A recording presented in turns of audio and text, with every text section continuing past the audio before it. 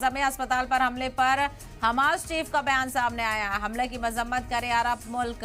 हानिया का बयान, ये हमला कत्लेआम और जुल्म। इस हमले की मजम्मत के लिए सभी शहरों से बाहर निकले। हानिया ने कहा कि दुश्मन को रोकने के लिए आवाज उठाएं। तो एक तरफ इजराइल और हमास के बीच जंग लगातार जारी है, तो वहीं दोनों मुल्क एक दूसरे से हिमायत मांगते हुए नजर आ रहे हैं। हमास की तरफ से भी इस हमले को लेकर अपील की गई है। आपको बताते चलें, हमास की हालांकि मुखालफत की जा रही है, लेकिन गाजा में शदीद नुकसान यहां पर इजराइल की बमबारी से हो रहा है। गाजा में अस्पताल पर हमले पर हमास चीफ का बयान सामने आया है। हमास की मजम्मत, हमले की मजम्मत करें अरब मुल्क, ये अपील की गई है। ये हमला कत्लेआम है और जुल्म है। इस हमले की मजम्मत के लिए सभी शहरों में बाहर निकले। हानिया ने कहा कि दुश्मन को रोकने के लिए आवाज उठाएं। तो अरब मुल्कों से यहाँ पर मुदाखलत की अपील की गई है और जंग के खिलाफ आवाज उठाने की बात की गई है। तो वहीं गाजा पर जो हमले हो रहे हैं उसको लेकर अपील की है कि अरब मुल्क इसको लेकर रिएक्शन दें। तो दुश्मन को रोकने के लिए आवाज उठाएं। ये हमला कत्लेआम है और जुल्म है। तो हमास के चीफ का बयान सामने आया है। हानिया क्या, हालांकि हमास की तरफ से भी लगातार हमले इजराइल पर किए जा रहे हैं, तो वहीं इजराइल की तरफ से भी बमबारी में शदीद नुकसान देखने को मिल रहा है। गाजा के अस्पताल को निशाना बनाया गया है, जहां पर 500 से ज्यादा लोगों की मौत हो चुकी है।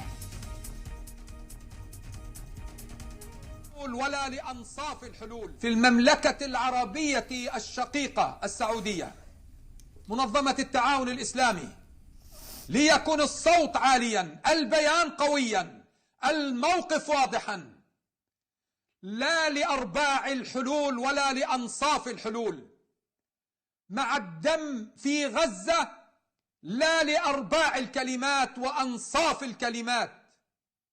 ثقتنا بالمملكة العربية السعودية وبكل الدول العربية والإسلامية المستضافة غدا في جدة، ثقتنا عالية بأن هذا الدم لن يضيع هدرا، ولن تمر عليه هذه الأمة وهذه الاجتماعات مرور الكرام.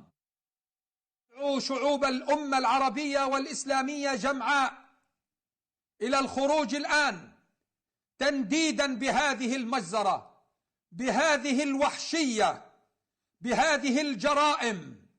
اخرجوا في كل العواصم، في كل المدن، ارفعوا الصوت عاليا ليتوقف هذا العدو، ولتقف هذه الأمة صفا واحدا في خندق واحد، على اختلاف جغرافيتها وانتماءاتها ومذاهبها وأعراقها، لأننا أمام كتابة التاريخ، أمام كتابة التاريخ، وأمام صفحة المجد التليد لشعبنا ولأمتنا.